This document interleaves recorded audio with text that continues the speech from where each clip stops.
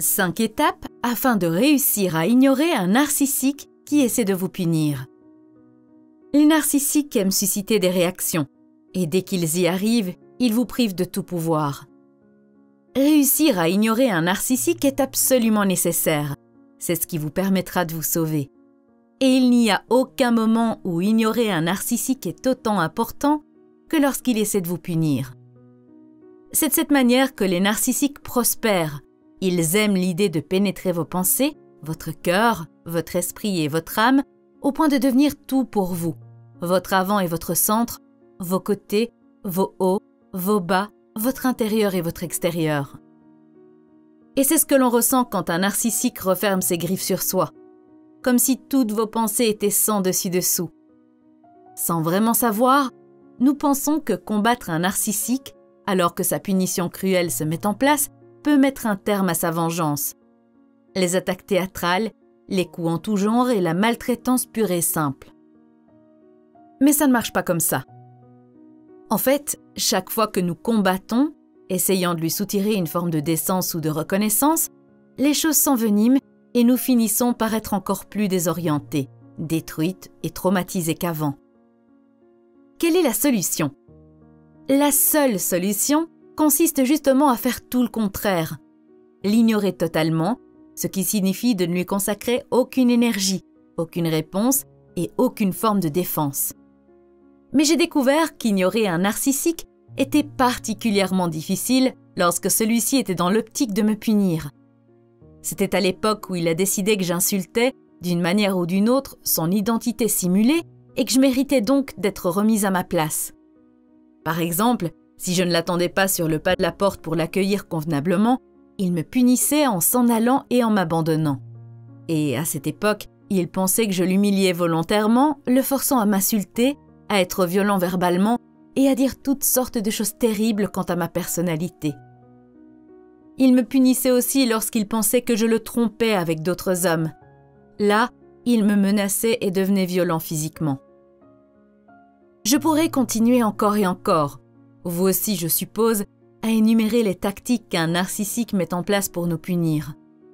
Et pour la plupart des personnes, comme vous et moi, il est généralement impossible de ne pas réagir face au comportement hallucinant et cruel d'un narcissique lorsque la punition est clairement disproportionnée au crime supposé. Tout particulièrement, si vous êtes comme moi une personne hautement passionnée et ayant des croyances précises quant à la vie et à la manière dont les gens devraient se traiter les uns les autres, soit avec intégrité.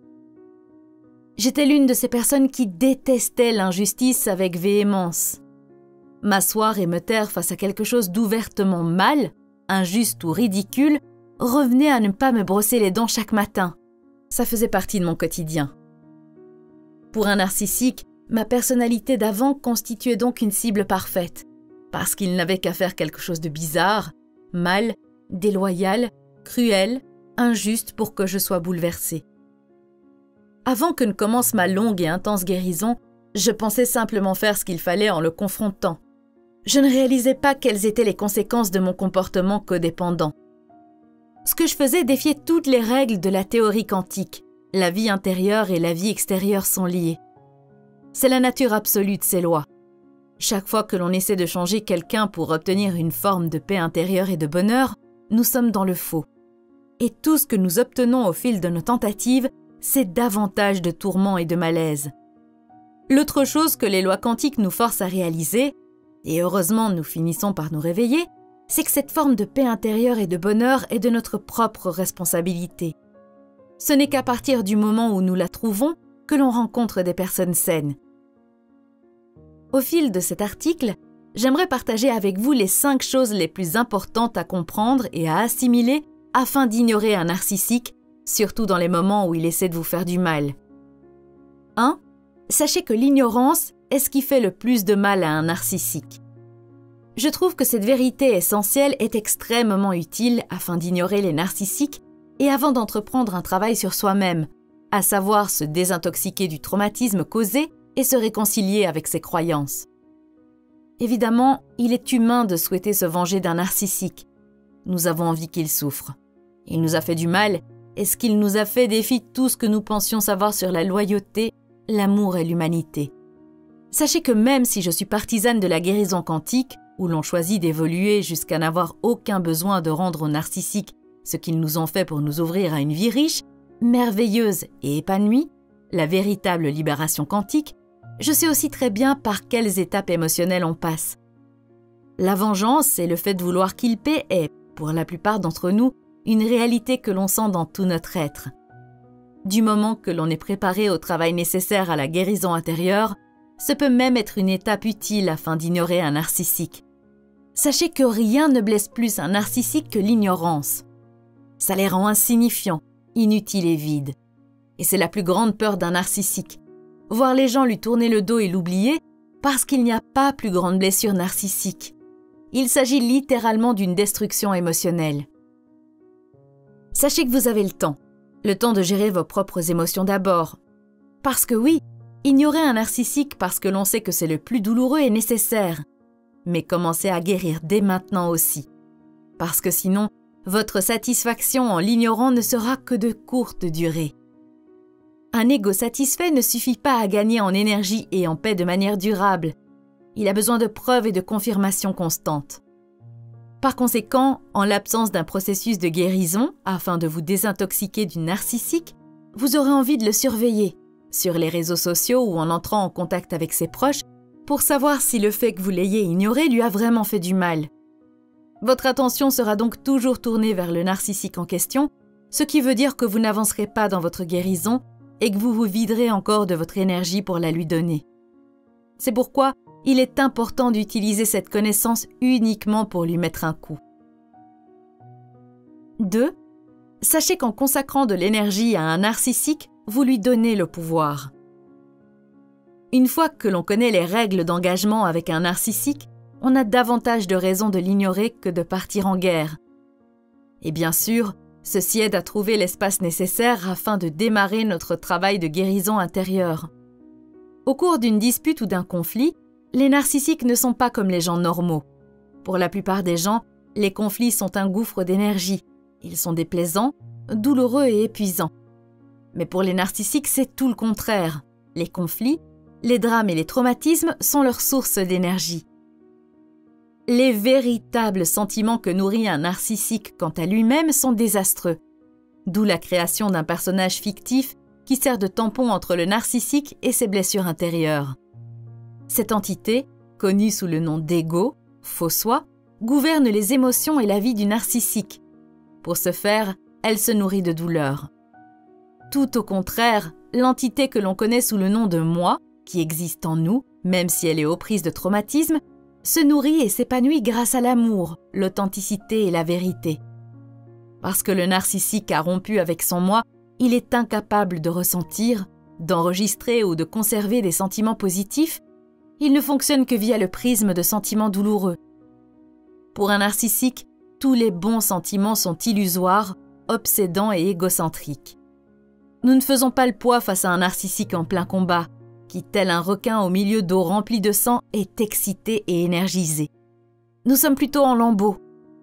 C'est notre ego qui est désireux de se battre, mais notre moi sait que l'énergie dépensée et les souffrances subies n'en valent pas la peine et que nous ne sommes pas vraiment nous-mêmes.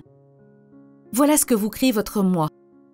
Éloigne-toi, guéris et formate-toi en un être imperméable à la maltraitance. N'essaie pas de riposter, tu ne ferais que le nourrir, l'absorber et devenir comme lui. 3. Le narcissique nous a montré en quoi nous avions besoin de guérir. Si vous vous éloignez grâce à l'idée que c'est en ignorant un narcissique que vous lui ferez le plus de mal, et si vous avez cessé de le nourrir de votre énergie, il est temps de vous focaliser sur votre être intérieur pour guérir. C'est ici que nous abordons un thème bien spécifique, le pouvoir quantique obtenu en ignorant un narcissique. C'est une stratégie bien plus efficace que de devoir constamment se rappeler pourquoi on doit garder nos distances. Quand on guérit à l'aide d'une manière saine, on garde ses distances, durablement. Ce n'est possible que quand on démarre un travail précis sur soi-même, se débarrasser de notre traumatisme intérieur et se réconcilier avec nos croyances douloureuses. Ce faisant, on accueille un changement puissant. Ceci.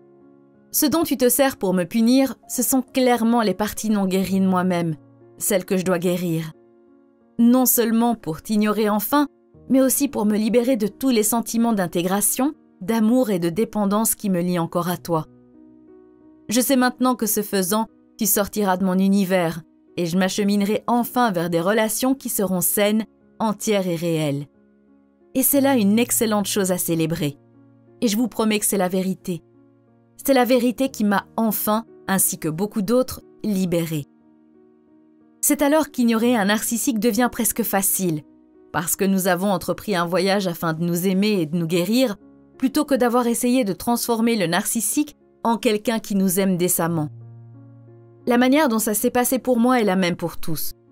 Je me suis au départ accrochée au dit narcissique comme une femme s'accrocherait au bord d'un bateau en pleine tempête. Je me noyais et j'ai donc pensé que c'était ma seule chance de survie. Pourquoi ai-je fait cela ? En raison de tout ce que j'avais ressenti dans l'enfance et de la manière dont j'avais appris à me traiter en grandissant. Ne pas me sentir suffisante, me sentir aimée sous certaines conditions, ne pas me sentir écoutée, ne pas avoir de droit et ne pas être capable de contrôler ma vie. Ces sentiments sont devenus des parties menacées de moi-même. Je souffrais de toutes ces blessures non guéries et je tenais pour responsable celui qui n'était en fait qu'un messager, lui. Je m'attendais à ce qu'il les guérisse. Mais de toute façon, pourquoi nous cramponnons-nous ? Parce que l'enfant non guéri en nous gouverne nos émotions et notre vie. Quand je me suis éloignée pour guérir ces traumatismes d'enfance, tout s'est amélioré. Comme ce fut le cas pour des milliers d'autres personnes déjà dans la communauté, comme ce sera le cas pour vous. Le jour où un narcissique essaie de vous titiller et où il n'y a simplement plus aucun traumatisme à titiller est un jour merveilleux. C'est à ce moment-là que vous répondrez avec indifférence et n'aurez aucune réaction. Quand votre corps sera au repos, ça voudra dire que les traumatismes ont été apaisés. C'est le moment de la guérison et se libérer du dit narcissique en est partie intégrante. La vérité est celle-ci. Nous nous libérons de traumatismes intérieurs qui nous avaient jusqu'alors poussés à perdre le pouvoir dans de nombreux domaines de notre vie. 4. La vie nous protège et elle nous aidera si nous la laissons faire. L'une des raisons expliquant que l'on n'arrive pas à ignorer un narcissique, c'est parce que nous pensons que le laisser s'en aller revient à abandonner notre sécurité et notre protection entre ses mains. Et pour dépasser cela, il faut effectuer un travail sur notre moi intérieur. Il faut beaucoup de temps. Grâce à ma propre existence et après avoir aidé de nombreuses personnes de la communauté à guérir suite à des violences narcissiques, je sais que la crise de conscience est ce qui nous pousse à demeurer dans le cercle vicieux. C'est cette peur que les choses échappent à notre contrôle, surtout lorsqu'elles deviennent effrayantes ou menaçantes. La peur que nous finissions par être grièvement blessés, déchiquetés et abattus. Ces traumatismes proviennent de la terreur et de l'impuissance ressentie dans l'enfance, mais pas seulement. Il s'agit de peurs épigénétiques, inscrites dans notre ADN. Elles sont un héritage de l'expérience humaine que l'on retrouve chez la plupart des êtres. Regardez l'histoire de l'humanité. C'est brutal. Beaucoup d'entre nous vivent avec cette terreur, avec une forme d'impuissance qui est profondément ancrée en nous. Le miracle s'opère dès que nous ciblons ces choses-là et nous en débarrassons. Tout d'un coup, nous savons dans tout notre être que nous disposons d'un pouvoir incroyable au cœur même de notre être intérieur. Dès que nous ne sommes plus rongés par la peur et que chacune de nos cellules comprend que nous sommes aimés et adorés, simplement parce que nous existons, ce qui est notre état organique lorsque nous nous débarrassons de nos traumatismes et de nos peurs, pour la première fois de notre vie, nous nous sentons en sécurité. Et je veux dire vraiment en sécurité. Nous le savons en dépit de tout ce qui est non authentique en dehors de nous. Nous savons que ce n'est pas notre réalité et que ça ne peut pas nous affecter. Donc, je ne pourrais que vous recommander de travailler sur ces programmes internes pour vous libérer d'eux. C'est extrêmement important. 5. Ce que vous pensez de vous est la seule chose qui compte. Les narcissiques nous piègent et s'immiscent en nous dès que nous commençons à nous focaliser sur les choses terribles qu'ils font. Telles les campagnes de dénigrement ou les violences par procuration, par exemple, la fabrication de mensonges et les méthodes utilisées pour nous discréditer et nous rendre impuissants. Lorsque l'on est choqué, dévasté et traumatisé par les fausses allégations et les choses terribles qui sont dites et répandues à propos de nous, de même que lorsque les gens nous tournent le dos en masse, alors les problèmes commencent. Nous avons cette impression que l'on ne peut ignorer ce qui nous arrive.